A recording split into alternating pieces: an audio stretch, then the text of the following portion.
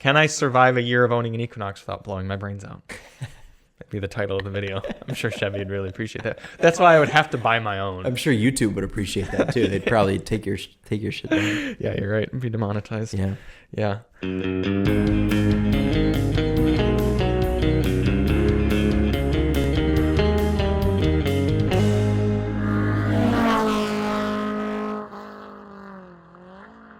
Buddy haircuts.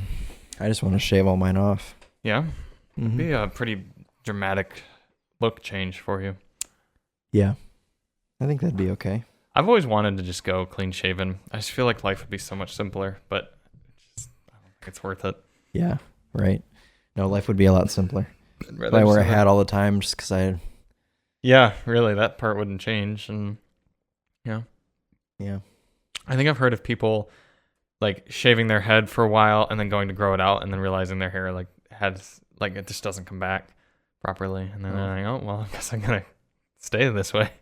Okay. So guess I'm not shaving my head. right. I guess embrace it while you can. Yeah. I should probably Let's do get it that a little too. shorter. I'm going to be, I guess, Way too long. It's on my long neck. for Honda CRV this week. Oh, yeah. Mm-hmm. Welcome, ladies and gentlemen, to episode 42 of the Daily Motor Podcast. Oh, are we a boomer yet? 42 is not a boomer. That's like Gen X. Yeah, no. Boomers don't start at this point till like well into their 60s, I'm pretty sure. No, it's 50s. Is it? It's late. 1964, first year of the boomer. Oh, so we're not even close to being boomers. Why did I even say that? Yeah. We got a ways to go. We got like, it's going to be snowing sometime out next year. Yeah. We'll have to have a boomer version of the podcast, a boomer edition where you and I wear the most boomer outfits we can. I can do that easily. Talk about how great our old cars are that are shitty. Yeah, and how we bought our houses for $16 in the 70s, and now they're worth $4 million. Yeah, we went to college for like $15 for a semester or something, and how young kids these days are ruining the economy and everything like that. How Gen Zs are so entitled and yep, all those good things. Yeah, and ask about what is a TikTok. Yeah, Tic Tac. I was bummed that the BeReal hit so late on Saturday night because Alyssa and I we were at a concert and I was like, oh, this would be so cool if the BeReal would hit right now. And then we're like driving home and I was like, why did it came at like 1 a.m? What was that? That was so strange. I imagine their servers have got to start getting overloaded soon. Well, because think about it, everyone has to open the app at the same time and upload photos at the same time. I think it depends on time zone. I was wondering that too. So I have a friend in Colorado. Okay. And hers are different. Sometimes they're not always different. But then one of my friends right now is in he's on tour in Paris. Ooh. And his went up at a different time. Is that Black Bear? Yeah. Wow. His went up at a different time. So it makes me think that maybe there are a couple different things because you can tell if it was posted late, right? Yeah. You'll have like 14 minutes late. But sometimes I'll have my, whatever person, time zone, whatever, and it'll pop up at a time when I'm not prompted for the BeReal, but it says that theirs was on time. So is it just that it's posting so late because it takes forever to post? Sometimes I do think that because I think if you snap the photo but then close the app, like it might not upload right away, and then that doesn't happen until you open the app again, and then it uploads and it's like, well, you got it in time, it just hadn't properly posted. Yeah. So yeah, I think they're gonna have some growing pains. If you are the developers of BeReal or the CEOs, hit us up, charlie@thedailymotor.com. I'd be curious to interview you and hear about your future for the app, because like right now it's such a baby app, you can tell in the way it operates and stuff, and it'll be curious to see are they going to add like a messaging service, because like everyone's going to want to be able to have like a DM sort of like functionality. Yeah. And it'll just be interesting to see what's your goal, because like Snapchat, for example, when Snapchat IPO'd, I was like, this is so silly. Like Snapchat is not going to exist, I feel like, for another 5 or 10 years, because there's no point really to Snapchat.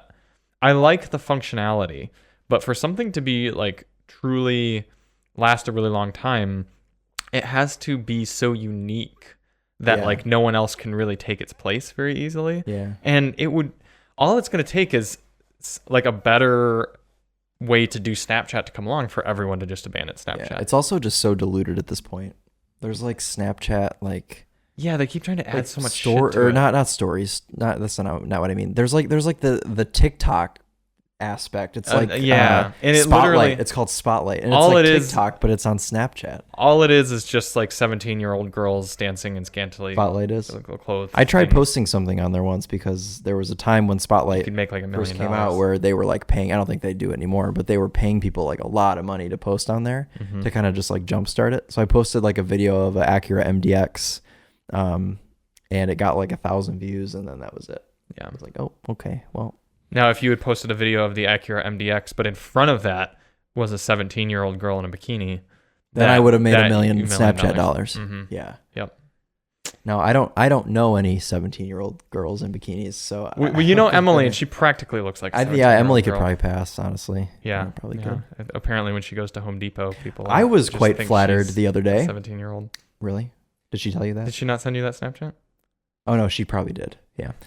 Click. I was in Thanks, Emily. I was in the Hellcat the other day. Okay. And I went to show my buddy Todd, who used to have a Challenger, but it got stolen. Sure. Challenger or Charger? He had a Challenger SRT, and it got stolen. Hmm. And so I went to the dealership where he works, where I used to work, and the parts manager came out. You went to the Honda dealer? I just swung by to show him the Hellcat. Yeah. And parts manager came out, and he thought I was 16. And I was like, oh, thank you. I was like, I haven't gotten that in a while. Like, Wow. that's kind of refreshing. Like, he didn't know you and No, thought he you had were no 16? idea. He's a new guy. He didn't Okay. know who I was. He Okay. wasn't there when I worked there.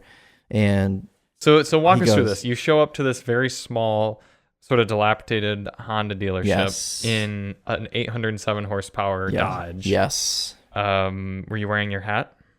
What hat? This hat? Mhm. Yes. Were you in a hoodie? No, I think I had short sleeves on because it was kind of warm. Okay. And all the windows down. So you pull up there, rumble, rumble, rumble, rumble, rumble, rumble. Where'd you park it? Did you park it in I the parked service it in bay? the service lane and piss rubbed it. Did you really? Yeah. I was hoping, I don't want to say his name, but I was hoping the owner would come out and would be pissed off, be but he didn't cross. even come out. Was he there? I don't know. Probably. Okay. He didn't come out and say hi to me, obviously. So Sure. And then this new parts guy came out or whatever and was like, who's this 16-year-old revving up there? no, well, so Todd came out first and Okay. looked at the car, and then all the technicians swarmed around it, all the porters, everyone's looking at it, whatever. Mhm. Everyone was respectful. No one touched it or anything. It's a sharp car. I It like the is, build. yeah. And then, like some of the managers started coming out, salespeople. There was just so many people. Like, these people sit in a dealership all day selling Hondas, servicing selling Hondas. When something pilots. like this comes in, it's exciting for them. Sure. They can walk out of the Yeah. environment that they're in and see the car. So people were excited, and I like doing that.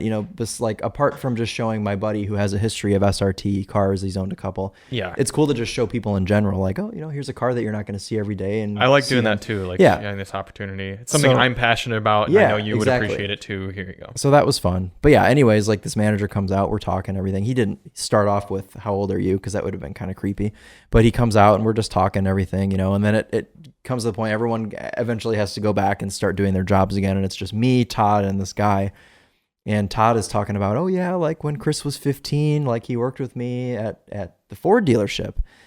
And the guy was like, when he was 15, so like last year. And I was like, okay, no. But he's like, oh, I thought you were like 16. Like, no, but Okay. You just Thanks, have a very I guess. jovial look to you, very youthful. yeah, I don't think I look that young anymore, but I appreciate it. Mm-hmm. I think I had just shaved. Not Okay. that I can grow any facial. This is the extent of the facial hair that I can grow. I see. And I don't it's think already, we're like, shooting a high enough triggering me. resolution for that to You can't come even up on see it. camera. That's the thing, is you can't even see it. And it's Yeah. like triggering me right now because my skin gets irritated when it starts to grow. Yeah. Just go get it lasered off. There you go. I think women get upset when they're either mistaken to be too old or too young from what they are. I think unless someone walks up and specifically Yeah. says they're I think they'd actually even get upset if you say their accurate age. So I think the best Just thing don't for talk women- about age. Just yeah. I used to get upset, and talking about working at the Ford dealership, I did actually start working there when I was 15. I was almost 16. I was barely 15.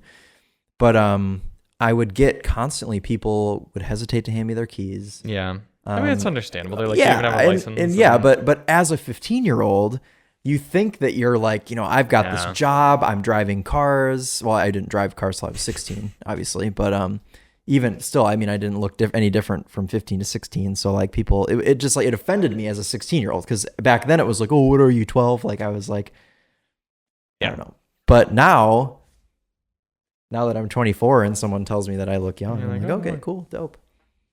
I have a question for you. Yeah. Your sweatshirt says "You Matter." Oh, this is Emily's sweatshirt. Oh, okay. Yeah. Well, maybe that changes things a little bit. Yeah. It's a suicide prevention thing. Okay. Yeah. Well, that's good and all. But what members of the car community do you think that shirt does not apply to? Anyone that goes to takeover meets. Takeovers. Yes. Yeah, you described this in a little video on your own personal channel. I did, yeah. And Drives. if you want to go watch that, you can hear me rant. I usually don't rant, but you can hear me rant about takeovers while driving my Roadster. And we've talked about this a little bit on the podcast, but a takeover is essentially when two degenerates go into some sort of four-way intersection and do donuts. Or a parking lot or anywhere, around each other. you know.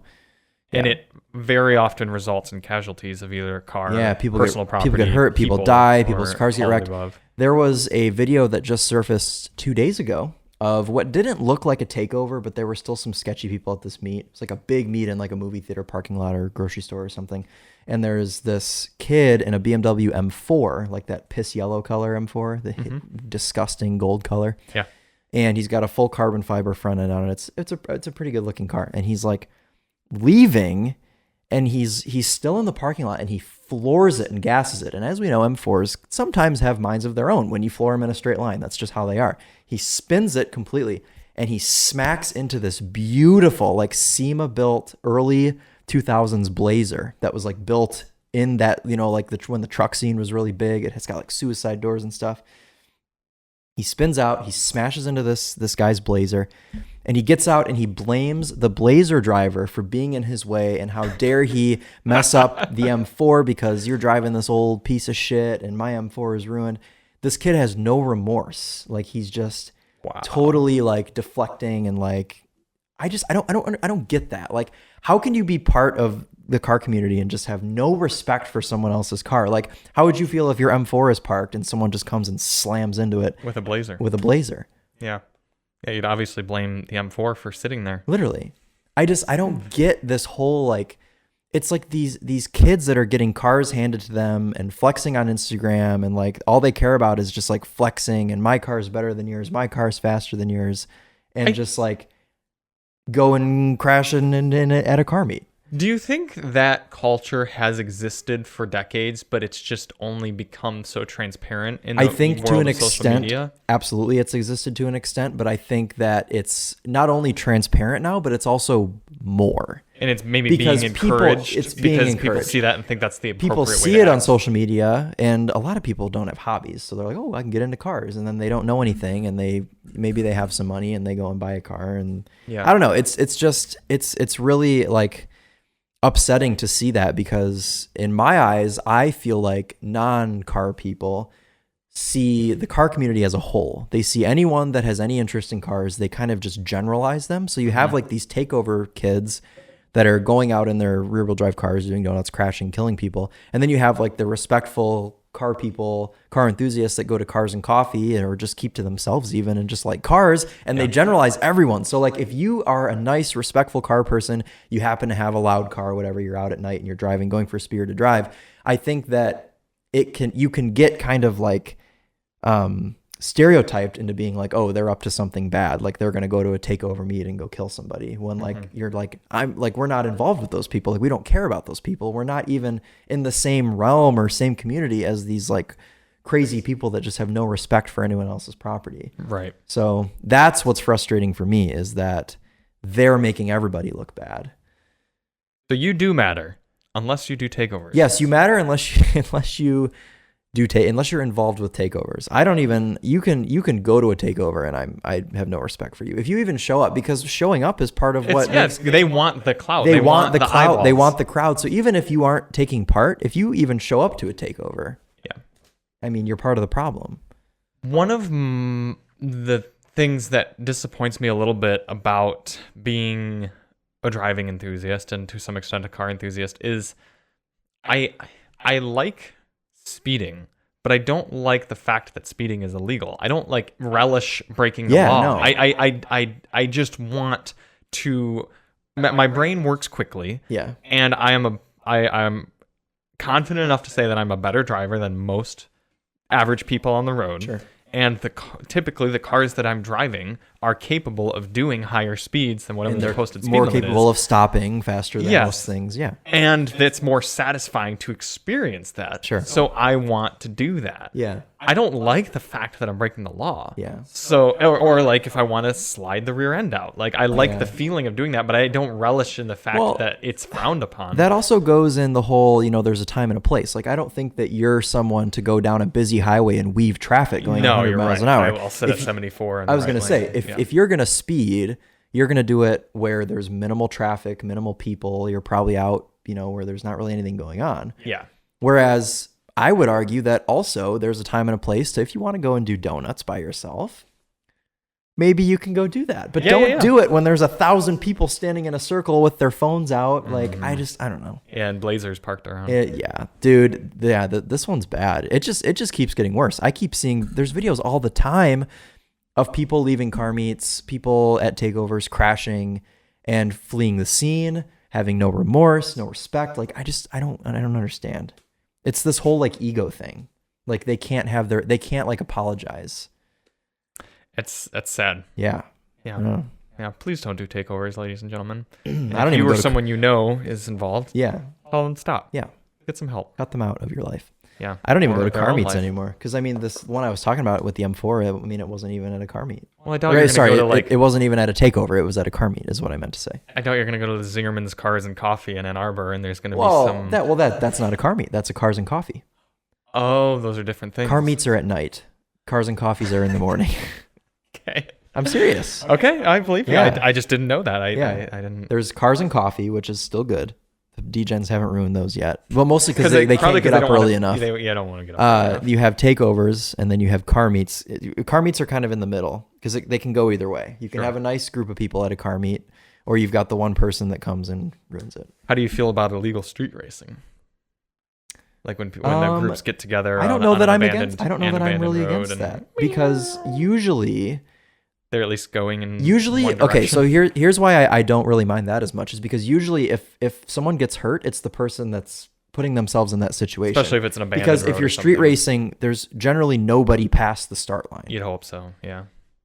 So when people are, and I'm not condoning illegal street racing. I'm not saying that you should go do this, but I'm saying that I feel like there's less selfishness and there's less risk to be had because usually these people know what they're doing if they're actually into this sort of thing. They've got a very, very prepped car. They know the surface that they're racing on because it's usually a place that they go to, multiple times. And there's not anyone to hit. I mean, the only thing they can hit is like a tree or a pole, and they're putting themselves in that situation. So like, I feel like neither you nor I are into guns, but I feel like our sentiment with this whole conversation regarding takeovers and cars and everything, and I know how to use my cars respectfully. I feel like it's very parallel with gun owners of like, I'm just so annoyed by these people getting guns and shooting them everywhere. People should be using their guns and at the shooting range to protect their families, and I feel like that's how we feel about cars. But could be our right to drive cars isn't protected by the Constitution of America. So I think we need to get into government and try I know. And that was another thing that I talked about in my video is like how many people have to get run over, killed, hurt before like governments start being like cars can't accelerate or like traction control is undefeatable or something like that. Like for real. Yeah. Sad.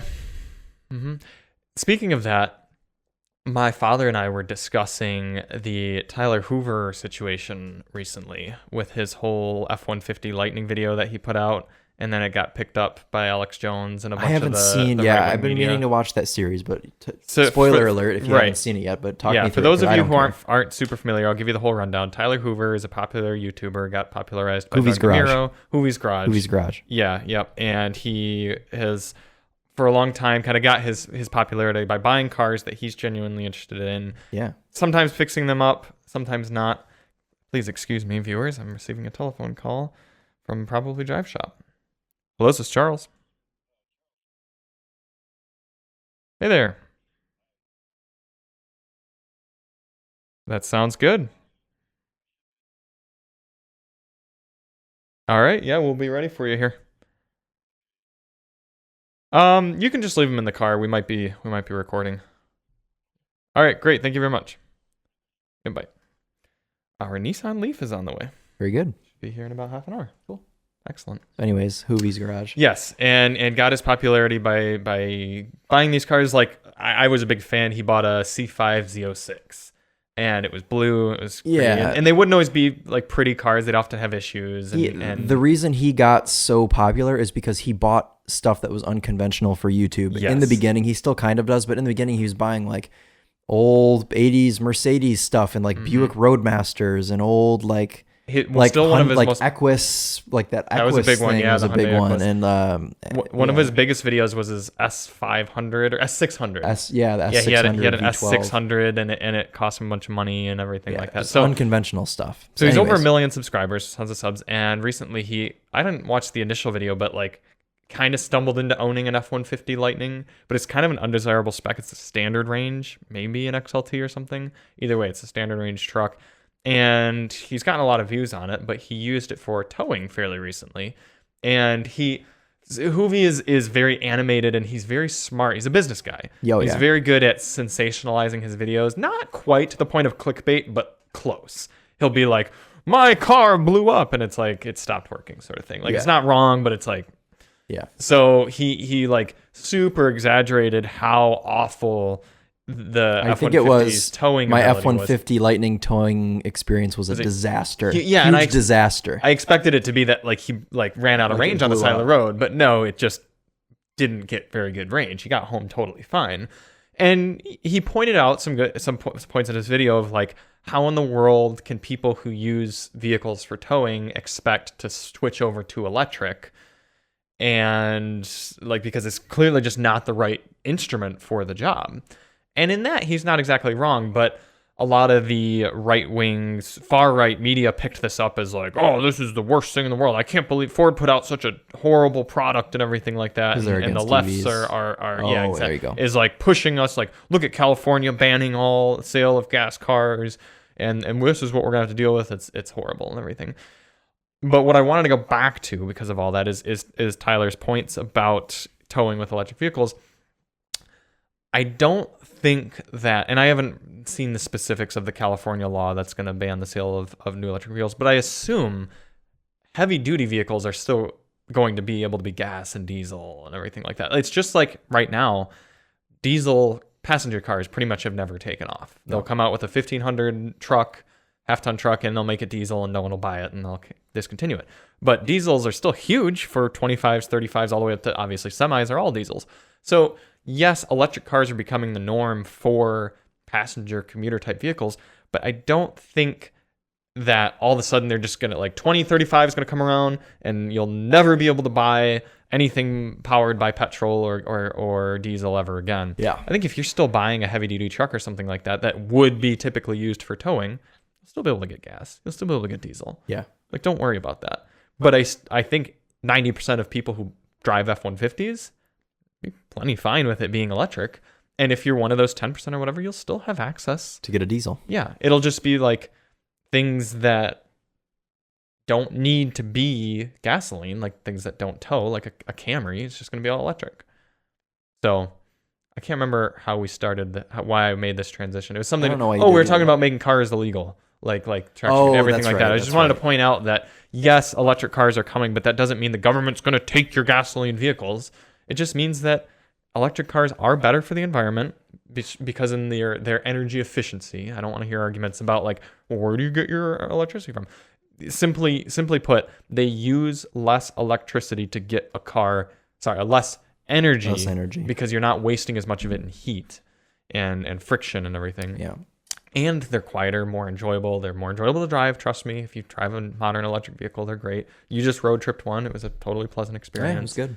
Yeah, so stress-free also. Right. If you tow a lot, you do a lot of driving, don't worry. You'll still be able to go out and get some Super Duty with 6 billion liter motor and drive it around and stuff. You'll be fine. But your wife's Equinox is probably going to be electric. Which transitions me to another fun thought I had this weekend. Oh, good. I was watching college football, and they had an advertisement for Chevy's new fleet of electric vehicles that are coming out, the Equinox EV. Blazer, all those. And I thought to myself, because Alyssa and I have kept in mind what might replace the Maverick someday.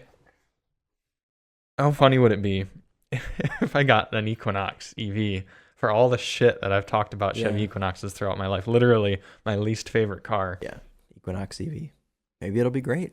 Yeah, maybe I would have to just put my money where my mouth is and just be like, can I survive a year of owning an Equinox without blowing my brains out? Be the title of the video. I'm sure Chevy would really appreciate that. That's why I would have to buy my own. I'm sure YouTube would appreciate that too. They'd probably take your shit down. Yeah, you're right. It'd be demonetized. Yeah. Yeah. No, the Equinox EV does look like it's going to be pretty compelling though. Starts at $30,000 and fast charging up to 150 kilowatts, which isn't fantastic, but it's not awful. Still a lot better than the Bolt, and up to 300 miles of range. Okay. Kind of cool. Looks kind of neat. Daily Motor top tip. Buy the new Equinox EV. But not until you watch our videos on it and see if you can own one without blowing your brains. That's right. Yeah, Charlie will be the judge of that, our local Equinox expert. Yeah. All right, so let's get into the cars we had this week. As we already discussed a little bit, we had... back while you do that. Oh, Chris is going to crack his back while I tell you that we had the 2022 Dodge Charger SRT Hellcat Red-Eye Wide-Body Jailbreak. I had been saying it wrong for a lot of the videos earlier in the week because I didn't realize that wide-body came after Red-Eye. It's a red-eye wide-body, not a wide-body red-eye. But I thought all of the red-eyes were wide-body. I think they are. So that's why it's confusing why the cadence is in that direction. Shoot, I think all the Hellcats at this point are probably wide-bodies. I think they probably are, yeah. And someone brought up in the live drive that they actually prefer the narrow body. And I kind of empathize with him a little bit. It might have been Pittsburgh man, but when the 911s were only wide bodies for the 4s and the turbos and stuff, yeah. I always liked the wide body better. But then in the 992, when they all shifted to wide bodies, I was kind of like, I kind of like the narrow body. It's because so I think it's the whole not having a choice thing. Exactly. Yeah. Yeah. We should always just have a choice. Mm-hmm. They're taking our choices away, just like they're taking our internal combustion engines away. God damn it. And our jobs and our guns. I quite enjoyed the Charger. Kind of hard not to. I did, but I was very happy to not be driving it anymore. It was a bit of a rolling liability. Yes, for a number of reasons. For one, I was worried about being carjacked while I was driving it. Yes. 2, I was worried about crashing it while driving it because it has 800 horsepower. And 3, I was worried about it being stolen while it was parked, so I didn't really take it anywhere. So it pretty much sat in my garage, which meant my mom had to park in the driveway, which she was not happy about. And sorry, Lisa. Yeah, so it was just a whole it was fun. I went out and drove it, but I don't know. It was a lot of fun, but the way I explained it to people, it was best case scenario for a Hellcat. I can drive it for 2 days and then I never have to think about it again. Yeah, I don't have to worry about it. One of my favorite things with the Hellcat cars are the supercharger whine. Oh yeah. Yeah. Yeah. It's such a silly noise. And it made me think, when all of our future cars are electric, can they make such stupid noises? Dodge will find a way. To have us still be happy Dodge will with find driving a way. them. If anyone does, it'll be Dodge. You know that. Yeah, because there are times when that car makes noise that you're literally just coasting down and downshifting, and it... Yeah. Or right. Yeah. Can you just manufacture silly noises to come out of your car from electric? And I think most of the answer is yes. Mm-hmm. Because with the Tesla, for a brief bit of time there before the National Highway Safety Traffic Administration banned it, you were able to drive your Tesla and have it make noise out of the speaker as you were driving along, and it was stupid, but it was cool. Yeah. I mean, that's the main thing. That's all. The Hellcat's an entirely stupid car, but that's why we like it. Yeah. Yeah. And manufacturers need to figure out how to make silly things with their electric cars. We just want silly things that make noise. Even when you're a child riding your bicycle along with a playing card taped in the spoke of your wheel, you just want it to be dumb. You know who's going to project noise on the outside of their car? Who's going to be one of the first ones? It'll either be Jaguar or Dodge. No. Polaris. Why? The slingshot. You think they'll make an electric slingshot that just... Yes. Well, no, the slingshot won't project noise outside of the car. It'll just have a giant speaker somewhere in that inundates your ears with just white noise. It'll just be... whenever you drive, because you need to recreate the deafening experience of trying to daily drive a slingshot. Do you think maybe it'll just be terrible rap music that plays out of it as you accelerate? It'll be terrible rap music that just gets louder as you get going louder. That'll be the. Okay. I don't think I've ever seen a slingshot and just thought, no, that's a respectable man driving a car. And I'm sorry if players are watching this because they keep trying to invite us to events that we can't make it to. But we're just kidding. There's a 2023 slingshot event that's happening the same time as Test Fest. Oh. But it's also Charlotte's birthday, so none of us are gonna go. None of us can go. Yeah, I told them to just move the event. That's a really good idea. I think that they should have done that for you. Yeah, because then I would have gone and talked about how terrible the slingshot is. You didn't like the slingshot. I really didn't. I didn't mind it. Like, all jokes and stereotypes aside, I did not mind it. I mean, it was terrifying, but only because of other people. If you were on a closed course by yourself, then that's where it would be the most fun, with a helmet on. If you remember, before we got that vehicle, I was super excited. I was like, this is going to be great. It's like a Miata, but it's lighter. It's going to be very visceral and everything. They could change just little bits about it, make it so much better. A little bit quieter, a little bit more power. Mostly it. Yeah. Honestly. And the other thing is just the cost that gets me. Yeah. The cost is absurd. The fact that I could get a Miata Club for the same price really makes it bad. There are also materials inside that are similar to like a riding lawnmower. Yeah. Yeah. But as a Chrysler enthusiast, I'm okay with that. He is okay with that bit. Yeah. Yeah. Big Chrysler guy. Yep. So back to the Chrysler product that we had this week. Yes. I get why people own them. I really do. No, I do too. Because there aren't many cars these days that have that much character and a lot of clout, you gotta admit, and charisma and the raw ability to spin tires, make noise, go fast for under $100,000. Yeah. And the Jailbreak model, I think, is pretty smart in that it allows you to customize your exterior color, your brake calipers, your wheels, your seat belts, your interior design. Like Porsche. Yeah, it's practically Porscheizing it.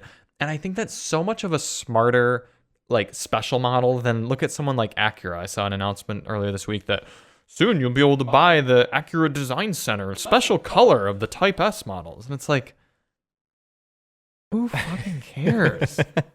I mean, yeah, it's a cool color, but I'm not going to spend a few extra $1,000s on my car that already costs too much. Yeah. Just to get a color that's only provided from Ohio. Like, whoopee. Whereas the Jailbreak, if I were already spending $80-some thousand on a Hellcat Red Eye, yeah, I'd probably spend a little bit more to spec it exactly how I want. Yeah. I think that's smart. That is smart. I think Dodge is the best marketing brand on the market. Yeah, they do a lot of good marketing, mm-hmm. which is why I think that maybe I don't think I want to say this publicly. Actually, never mind. That's okay.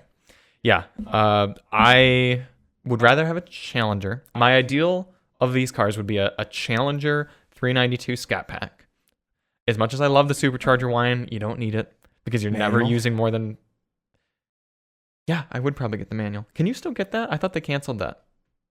I think they only canceled it in the Hellcat. You should still be able to get a manual Scat Pack. You think you can still get a manual Scat Pack Challenger? I think so, yeah. Let's see here. Oh no, my Facebook's. Dodge. Let's see how testosterone-y and bro dude the Dodge website homepage is. Not very. Does that make you happy? Do you like seeing the Dodge Hornet splattered across the front? That's proper. There you go.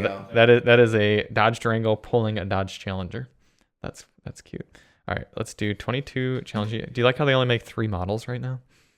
Golden price. Wait, really? Yeah. Charger, Challenger, Durango. They don't make the Journey anymore. They don't make the Grand Caravan. RT. So, wait, hold on a second. So in the 2023 model, 2024 model year, they're going to have 2 cars, the Durango and the Hornet. Yeah. Have they officially? But are they? Have they canceled the Charger? Maybe they only canceled the V8s because I think that they're going to throw an inline 6 in these, aren't they? I don't know. Let's see. We'll get to that after this. RT Scat Pack. Would you get a wide body? No, because I don't want to look like a poser. And it's a lot more expensive. I would pick probably... the indigo blue is nice, but I'd probably take... Hellraisin. I love that color. I do like Hellraisin. Octane Red is pretty sick, too. Frostbite's a nice color. Go mango. But yeah, I'd probably go purple. Don't need the bumblebee stripe. What are these side stripes? Ooh. Very boomery, but kind of cool. What is this? Oh, red. you can't get that with... You can't put red stripes on Hellraiser. Don't like that. Much. All right, well, let's satisfy Chris. Let's do these black stripes. The internet allows us to. Do I need the hood pins? No. 20-inch wheels. Gotta have those, I guess. Ooh, these are kind of a cool wheel design. Let's go with those. Oh, the entire top of the car is black now. Why did that happen? Oh, it's now a TA. Oh, did my price just go up a bunch? Now a TA. Yeah, now it's $53,000. Yeesh. All right. Can I get these? Requires you to make a tire selection. P0s. Man, you really gotta step through a lot of hoops here. And the dynamics package. I don't need dynamics. All right, I guess I'm just getting the base wheels. All season tires, sure. Oh, you can get drag radials. That's good. Interior. Hey, 6-speed manual. There's the manual. Yeah, you're right. That is what I would get then. Probably keep everything else pretty base. I'll throw the Alpine sound system in. I don't need the awful Harman Kardon. You think the Alpine's better? I don't think it's better. I'm not gonna pay twice the money for one that's still trash. It could be better in the Challenger though. Doubt it. Very much doubt it. There's a bug in here. Yes. Is it bugging you? Yes. For $1, you can get a cloth front passenger seat. What? I don't know. I think this is my car. I think this is what does this give me? Forward collision warning, adaptive. Nope, don't need any of that. Got the SRT V8. Got the manual. 50 grand. Yep. Yeesh, this is a $50,000 car still. Fortunately, I think if I go in there and show them that my ACT score is over 17, they give you a discount. And also, you probably have some distant relative that used to work for Chrysler. Yeah, I think everybody does if you go back far enough. So, cool. Yeah. So that is what I would get. But I get why people buy the Hellcats and the Red Eyes and the Jailbreaks and everything like that. Well, you used to be able to get a manual in the Hellcat. Yes, you used to. And those, I've driven one. Oh. Very, very heavy clutch. Probably the heaviest clutch I've ever driven. And you know how driving this car, the one we had, traction control's kind of just like a suggestion. It's just like a light that pops up occasionally. It doesn't really do much in practice. Now imagine having that plus needing to shift. It's kind of terrifying. Yeah. Ooh. All right. Yeah. You have some gluten this morning? No, I avoided the gluten specifically for recording videos. Yeah. Nice. Yep. Mm-hmm. So I would give it good car. I would also give it good car. Absolutely. Yeah. Did you happen to catch what our final fuel economy was for the week? Really? It was 11, yeah. That's pretty good. All right. I think it was 6 before I did the fuel economy test. And then it got like, what, 24, did I say? 23? You brought the average up, and then I didn't drive it like too much of a knob. Moon, yeah. Yeah, fair enough. I didn't want to crash it. I was in sport mode quite a bit. You know what was interesting to me is in sport mode it turns traction control off. Yeah. What other car you put it in sport mode and it turns traction off? That never happens. Yeah, maybe that's why people crash their Chargers so much, is because they go to put it in sport mode, because you want the aggressive shifts and everything. Yeah. But you just have to set up custom mode. It's just what I did. I also find it interesting that car doesn't have any active exhaust. It's just loud all the time. But it's not that loud on idle, but oh my gosh, when you get on. No, but it's loud. Yeah. No, I went under a couple overpasses, and it just like sang the song. Oh my God, it's so loud. Yeah. It like makes your ears ring. Yeah, it's a lot. Yeah. The other car we had this week, also a bit of a special version, if you will. Special edition, baby. 2022 Honda Passport Trailsport, or as we call it this week, the Trailbreak. Trailbreak, that's right. Trailbait. Trailbait. All those. Cool car, a little expensive. $45,000 for a Passport that doesn't get you cooled seats, doesn't get you a heated steering wheel. Only 5-seater. Yes, but we like it. Yes, but we do like it. Yeah. Yeah. Mm-hmm. It's a very satisfying driving experience. The Passport has always been, I'm going to try to avoid using the S word, but a very remarkably stout, robust, firm vehicle. And we use those words because everything you touch, press, the steering, the throttle inputs, very well calibrated, very intuitive, progressive, and hardy, sturdy feeling. Yeah, it's the door closes, the handles. everything feels like if you just wanted to engineer a very good car, this is what it is. And Honda's always done such a great job of that. And I think that's why there are people who will pay a little bit more to get a little bit less, because they know they're getting a remarkably reliable and satisfying vehicle for many, many years. Yes. I think if you're going to drive, if you're the type who's just going to lease a car, turn it in 3 years or whatever, get yourself the Explorer. But if you're going to own it for 20 years, get the Passport. Yes. I also just really like Honda V6s. Honda makes such a good V6. It sounds good. It responds well. The 9-speed is nice in that car too. Never fumbles. Always seems like it's in the right gear. Chris likes that you can paddle shift it. Yes. No drive modes, and I think that's good. Technically, there's an S mode and an Eco mode, actually. No, there are drive modes. Yeah, but it's... Oh, is there a drive mode selection button? Yeah. There's sand, mud, and snow, and normal.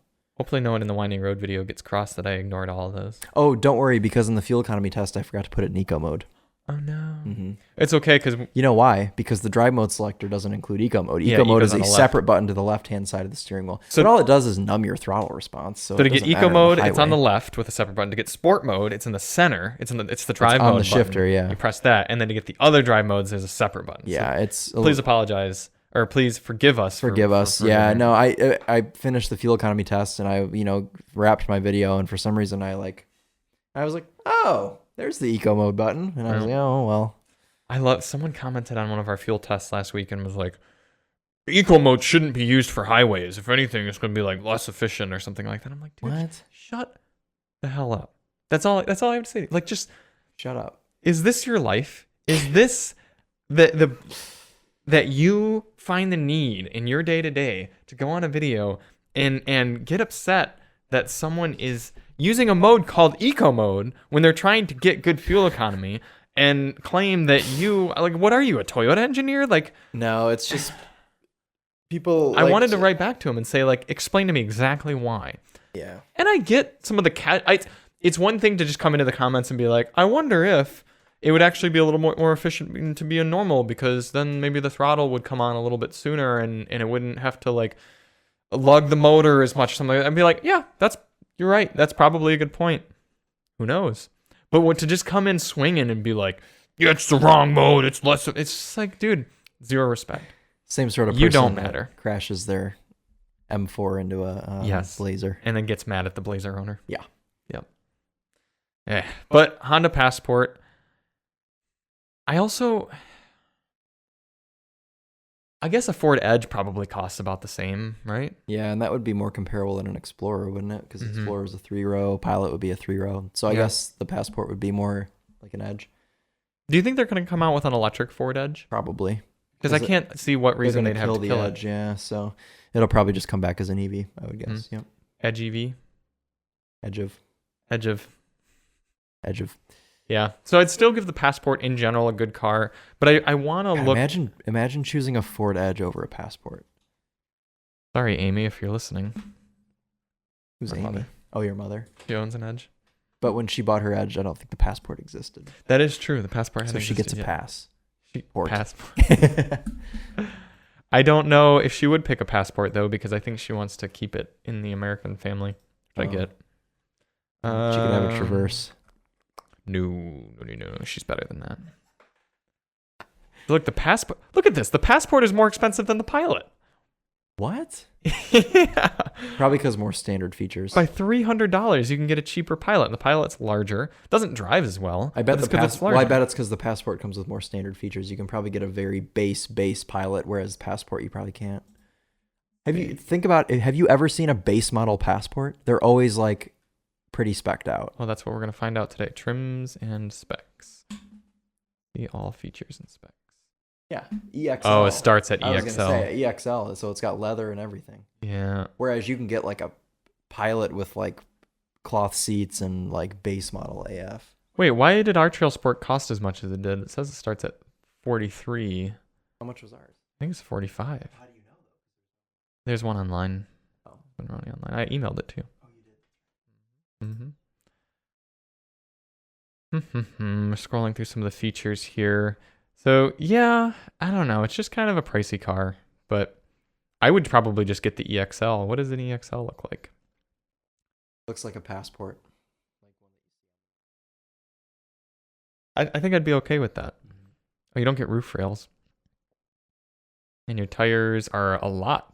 Okay, so you only get 45 aspect ratio tires. You get 60, or not aspect ratio, whatever that is. Trailsport is the Michigan spec. Yeah, you're right. It is definitely the Michigan spec. You need that if you're in Michigan.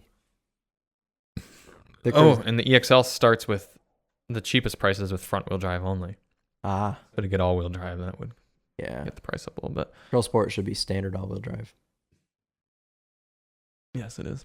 I'm getting the hungry burps, a little man. rough. Yeah, I'm also starving. It is time to eat. I've got fried rice in the fridge that I want to eat. Ooh, I thought you were gonna. Oh, you just ate the sandwich. I brought two things. I brought a sandwich and I brought fried rice. Okay. I've already eaten the sandwich. Now I'm ready for fried rice. He's ready, folks. Well, before we can get to Chris's fried rice eating, we have to discuss the cars that we have coming in this week. Yes. And it's a bit exciting. Wait, before we do that, we have to hear your thoughts on the Kia Niro and how it drives. Oh yes, the embargo. The Kia Niro to me feels like a less emotional and less serious EV6. I think Kia would probably be aiming for that. Yeah. Would you have that or a Prius? The Niro. All day. The Prius is in such bad need of a update. And I've seen the new maybe have seen the new Prius. But I'm excited for, I don't know why they haven't shown that yet. It's been so long since I've seen it. Toyota's had a lot of new products coming out this year. Yeah. I don't So know they why have they to space haven't. them out. Yeah. Yeah. It's just the one that I saw that looked production ready. Like it looked like it was ready to be on the road. Well, yeah, it's Toyota. They have it wasn't everything. even like a concept. Think about how long it took for the Supra to come out. Like, Yeah. Toyota takes their time. They really do. Take their time, Toyota. That's what their name is. Yeah. Which Niro would you have? I would have the EV. You'd have the full EV, Mhm. really? Wow. Yeah. We don't know pricing for the full EV, I don't think, right? No, pricing on the hybrid. Like 28.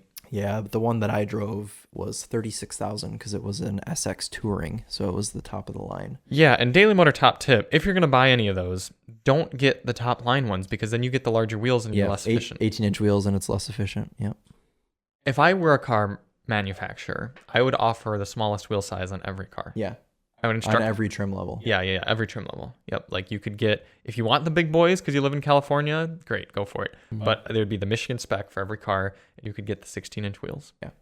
I'll just start a car brand called 16-inch wheel car brand. Yeah, or just Michigan automaker. Yeah. I have another driving impression, actually. So we drove all three powertrains, the traditional hybrid, the plug-in hybrid, and the EV. My leg in the hybrid, I got 60 mpg. Wow. That's really good. 60 mpg. And this was, I filmed a winding road video during this. Oh, really? really? The car sat So you were launching. Oh, yeah. And the car sat and idled for a while. There were all sorts of different, air conditioning was probably on? Yep, air conditioning was on, and it still got 60 mpg. Wow. Over like 40 miles, I think. Pretty cool. Yeah. Hilly, curvy, like. Yeah. Well, and some people have been not appreciating the styling of the new Niro, and I can think see they're that, wrong. but what'd you say? You think I think they're wrong. No, I think they're wrong too because you can't be putting out boring looking cars anymore. You just can't. No, You have to put things like these striking. crazy air blades on the side of this car that like the Audi R8 style thing. Somebody says not liking the front end at all. I wouldn't buy. Alyssa also doesn't like it. DumDuck44, who's a fan of the channel, pointed out that that has way too much gloss black plastic, and I kind of agree with that. Oh, on the interior, there's way too much piano black, and I didn't mention that in any of my reviews. I meant to, but I forgot to. Okay. It's a ton of piano black inside. Yeah. And then someone wants me to do a sound system review on the Alfa Romeo Stelvio's Harem Cardan. Harem? For their harem. Harem? Harden. Yeah, it's just a misspell. But isn't a harem like a big group of women that like some Saudi like overlord gets to sleep with or something? Isn't that a harem? I know I've heard that word before. Yeah, That's I think why so. I thought maybe it sounded like haram. I don't know. Yeah. Either way, Niro. Very excited to drive it. Sorry I couldn't go Kia. I hope Chris gave you good reviews. I will have 3 links for you. Mm-hmm. Yeah. Whenever. We'll wait for him to get some views and then we'll send them over. Did the EV make fun noises? No propulsion sounds. And that I could find. Okay. Bev and I both went through it. Okay. They didn't talk about it in the presentation. It wasn't on the window sticker or anything. We went through the entire infotainment. And unless we're stupid, We did not see any propulsion sounds. And I think that kind of ties into this whole like less emotional EV6. Sure. Is that it's just so utilitarian, and it's just a car that's meant to be used. It's not meant to be like driven spiritedly, like you could say for the EV6. Yeah. So like there's less gimmicky stuff. Maybe I'll hit up Matthew over at Kia of Canton and ask when they're going to get their first Niro in. Because I assume they'll get them in before we get a press car. You could just go drive it and see how it is. Go drive it there. So, yeah. Okay, cool. Well, thanks for doing that. Yeah. This week at Daily Motor Headquarters, we have two other very eco-friendly cars. First of which is the 2023 Nissan Leaf. Some light refreshments I don't for even the know what it 23 looks Leaf. like. Yeah. Let's Probably go here. to Nissan Media. Nissan. The official U.S. newsroom. Oh, there's a refreshed Versa, too. Very cool. Go models, electric vehicles, Leaf. Revised exterior, new wheels, and streamlined model lineup. Let's see. Available in two grades, an S and an SV Plus. Why does it need to be the SV Plus when there's no SV? Probably because... Oh, it must be our heater. There's strange noises. Probably because people who are trading in a Leaf SV, it'll make them feel special. That is true. Well, the SV Colors Plus. exclusive to the Leaf SV Plus are Scarlet Ember Tint Coat, Pearl White Tri-Coat, and one two-tone exterior paint treatment, Pearl White / Super Black. Ooh, I hope ours is that. That sounds You want fun. it to be Pearl White It Super probably Black? just has a black roof. Yeah, it's probably just that with the black roof. Can't you tell that that's facelifted? Yes. Being I never sarcastic. see Leaf. Wow, look at those wheels. Yeah, though I have seen those. Those are funky. Yeah, Dane's significant other works at Really? Nissan. I thought you were going to say she owns a Leaf. No, but I have seen the new Leaf. You know, I always feel for the Leaf because it's kind of like the short bus of the electric vehicles. It's just Why? always... Because it's been around for so long? No, just because it's just kind of like the, It's just oh, derpy. Leaf. Yeah. It's okay. Like, you get there when you get there. Okay. I'm pretty sure when Car and Driver did their first EV1000, where they took like 15 electric vehicles and raced them around Ohio, they did 1,000 miles in them. The Leaf took twice as long to complete the route as the first place car, the Model S. I mean, and we're talking like a matter of like 13 hours sort of thing. Because they did a 2-day, it was like 500 miles the first day, spend the night, 500 miles. And the Leaf took twice as long. Wow. Yeah. And part of the fault of the Leaf is Nissan is stuck with this CHAdeMO charging network, which is different than every other car. It's not the network, technically, it's the plug.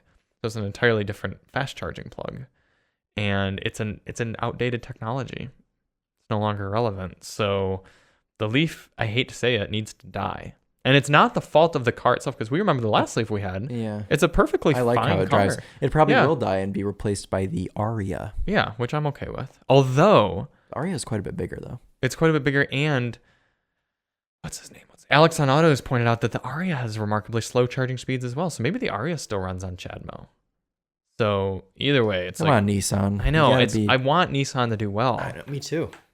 So we'll see what we think about the Leaf. I'm assuming our sentiment's going to be fine enough car to drive, decent. We didn't mind it, but gosh, I wouldn't buy one because of mostly the charging reasons. Yeah.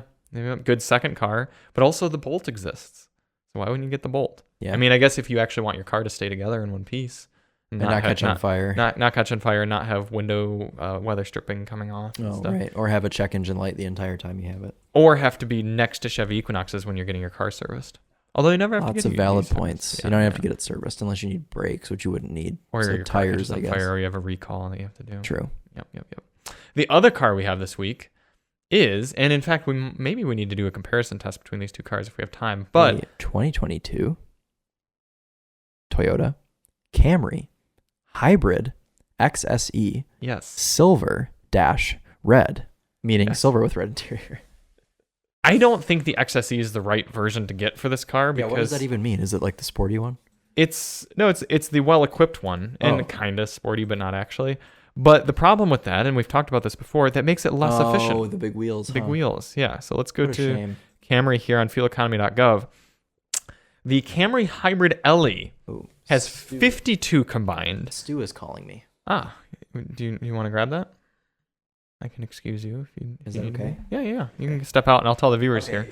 Yeah, the Camry Hybrid LE has 52 mpg combined, with 53 on the highway, and the Hybrid SE, XLE, and XSE all gets 46 combined. So you're taking a 6 mile per gallon deficit, and 6 mile per gallon deficit across the board, just to get the better features. But it's the wheels. It's the wheels that kill it. So again, going back to that previous point of all cars should be offered with the base wheel option. Why are you buying a hybrid, a very efficient sort of vehicle, but yet you're voluntarily getting a styling aspect that's going to make your car ride worse, and more importantly, making it less efficient? So that always kind of perplexes me, why somebody gets why manufacturers force you to get these less efficient wheels if you want some of the other goodies. Because other than that, I'm sure this car is going to have a lot of features that we quite appreciate, be decently priced and everything. But yeah, it's a bit of a shame, because Chris is going to be taking it on a bit of a road trip from here to Chicago, but he's going to be essentially missing out on 50 mile per gallon experiences just because of the large wheels. But the reason I say that might be interested to do some sort of comparison is the idea that electric vehicles save you money versus a hybrid, but oftentimes, especially with more economical sort of cars, that's not really the case. I did the math back when I was thinking about doing this video, the kind of hybrid versus EV, about a year ago. I did the math, and it would actually cost you less to just get a Prius and drive it over 20,000 miles or whatever than it would to get an EV, especially if you're factoring in DC fast charging costs, which often cost pretty similar to gas. Where electric vehicles end up being a lot more cost efficient are, one, local driving. When you're charging at home, if you do primarily local commuting, it's going to be a less expensive experience, especially a lot of city driving. And two, when you get into luxury sort of vehicles that don't prioritize fuel economy quite as much, and especially when they use premium gasoline that costs quite a bit more than just getting regular, then you see the advantages of getting an electric vehicle. That, and then also heavier vehicles. The heavier the vehicle is, the more energy it takes to get it moving. Then when you need to slow it down, if you can recuperate a lot of that energy back into your battery, that makes it quite a bit more efficient. Whereas if you're using just brake pads to slow it down, then like just a normal gasoline car, like a truck, for example, then it's quite a big advantage to have the electric vehicle. And I was hoping that Chris would be done with his phone call at this point, and he is not. So we're just going to cut. Anyways, though, sorry. I hope you were able to. Yes, that's okay. I explained to the viewers, and I'll recap for you. You will be missing out on 6 miles per gallon by having the XSE trim versus 6 the miles LE. per gallon just because of wheels? Mm-hmm. Yeah. If you look at fueleconomy.gov, the LE gets you 52 combined. The SE, XLE, and XSE are all 46 combined. What a scam. I know. Yeah. So it's unfortunate that you will missing out on that. But we could always run down to somewhere else and like pick up. You could just make some aero covers for your wheels. I was going to say, can I just tape some cardboard on the wheels? Maybe that would be a worthwhile video to do with this car. Let's try making our own aero covers.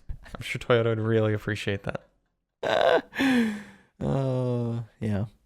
Don't use your brakes much. Is it CoPart time yet? Almost. We're getting there. I just want to see if I have any. Okay. Yeah, let's do CoPart. I think that's about all we have to say about the Camry right now. Oh, yes, I have some for you. I have 3 for you. Oh, wow. And between the 3 lots, there are 8 wheels. Okay. Well, you can't convince me to buy any cars today because I've already done. You've already encouraged I just me keep doing that. Yeah. I am a curator. Anyways, you're a dealer. Yeah. So I've got the first one is a car 601 312 62.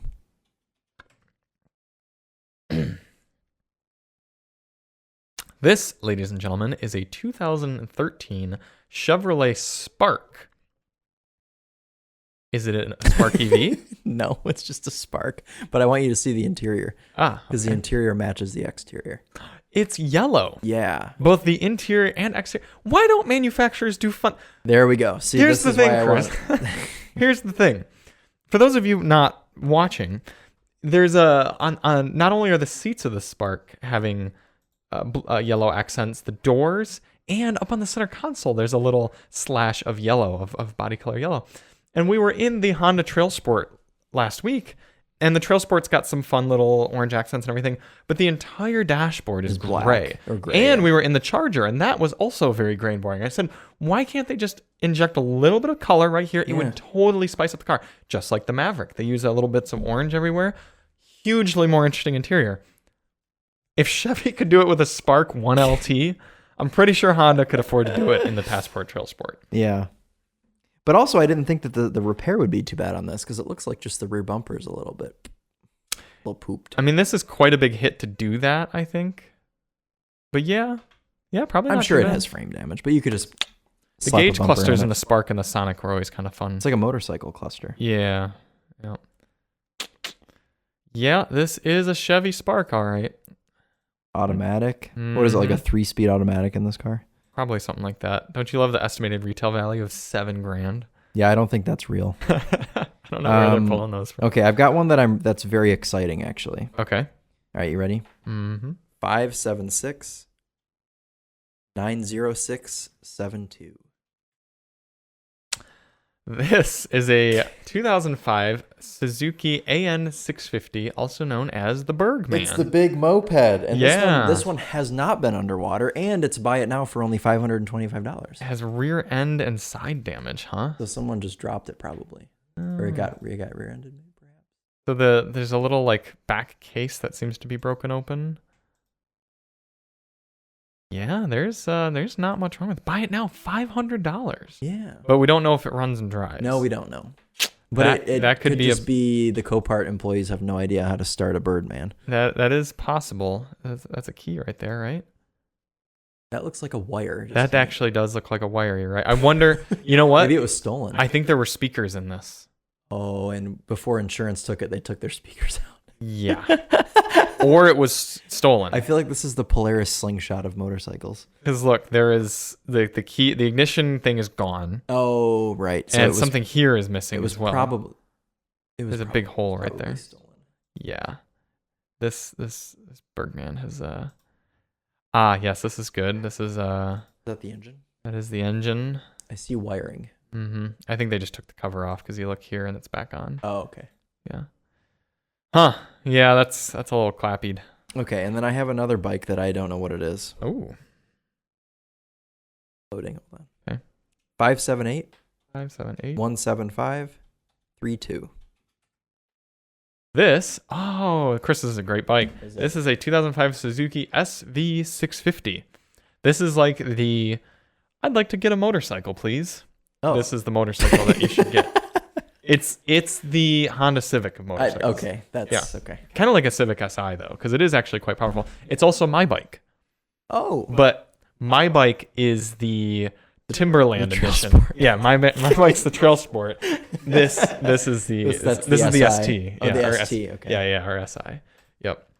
They're quite good though. It's a V twin. It looks crashed. It does look crashed. The frame or the fork kind of looks pushed. But honestly, the damage doesn't look too bad. Also, a jet ski. I like the jet ski sitting next to it. I want to get a jet ski from CoPart someday. Yeah, I think that'd be a fun thing to do. Oh, a little bit of light damage there. It's an enhanced vehicle, so it's not a run and drive. Enhanced just means they took a garden hose and sprayed it off. I'm serious. I don't know if there's a key for it. It'll tell you. Keys. Yes. Okay. Huh. Yeah, that's kind of cool. Is there a buy it now? No, it's just a reserve bid. Yeah, the SV650 is a cool bike, and the new ones are practically the same. The only difference is they have ABS now and maybe traction control, possibly, and a few other little things. But essentially, it's a very similar bike. And the tires are in pretty good shape in this. So this would be worth a little bit of money right in and of itself. Cool. Fun stuff. Thank you for those, Chris. You're welcome. I'm surprised there weren't any German cars that have been wrapped around telephone poles that you had for us. No, just some very Charlie vehicles. Really Charlie vehicles, yeah. Yep. Cool. Well, thank you all so much for tuning in. Join us next week. Oh, wait.